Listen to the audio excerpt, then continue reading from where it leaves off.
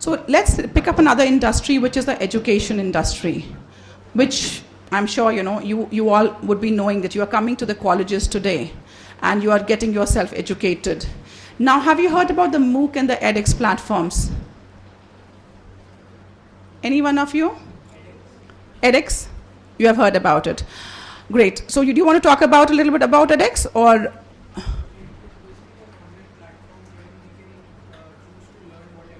You want to stand up and talk? Yeah. It's an online platform where we can choose to learn whatever subject we are interested in. Yes. For example, it ranges across all topics, be it any subject, be it the language, be it the course, it ranges across duration. Great. Yeah.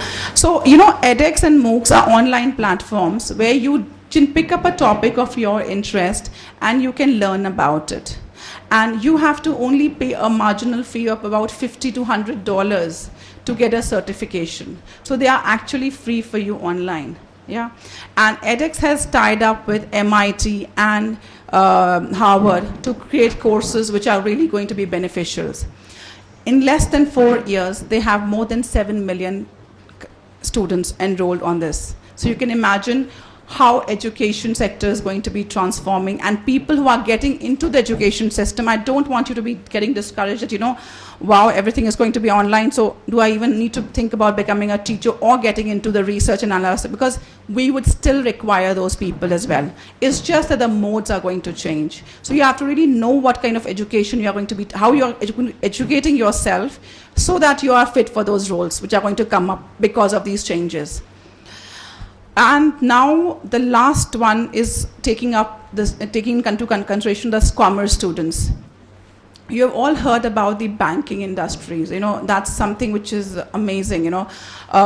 We all have bank accounts by this point of time, and it's estimated that about till 2025, there are going to be more than 2 billion customers, 2 million new users who are going to be added on, and the first banking experience is going to be on their phones. So when you have all your banking on the phone, do you think you need the infrastructure?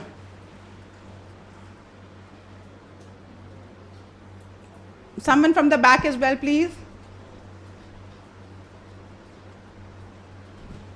Would we need it or we don't need it? We don't need it. So look at the structure, what's going to be.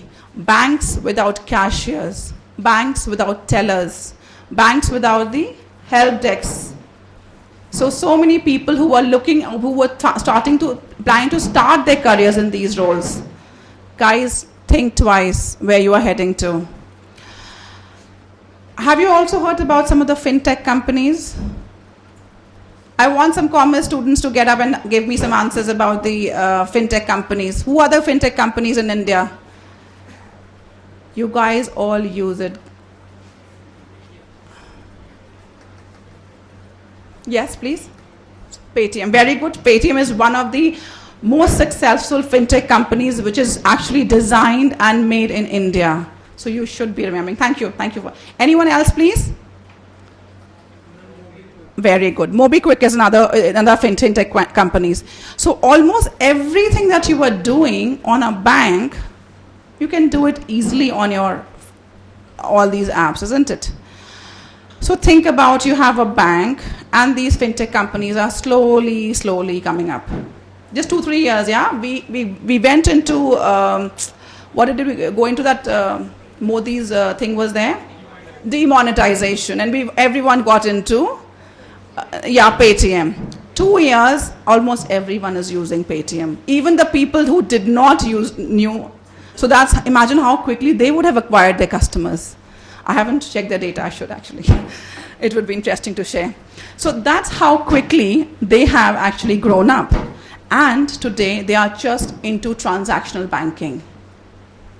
Tomorrow, if they get into lending and borrowing, we have a parallel to banks. So think which sector you would like to choose. Are the fintechs going to be more powerful than the banking sector, which are ruled by the government norms, which are being challenged and which are just you can see the banking structure failing, isn't it? Have we seen the issues which keep coming up in all of our nationalized banks? They're just failing because they haven't followed the regulations. They have just bypassed it, and they are forced to bypass them. And that's it. So these fintech companies can actually be coming and replacing these banks.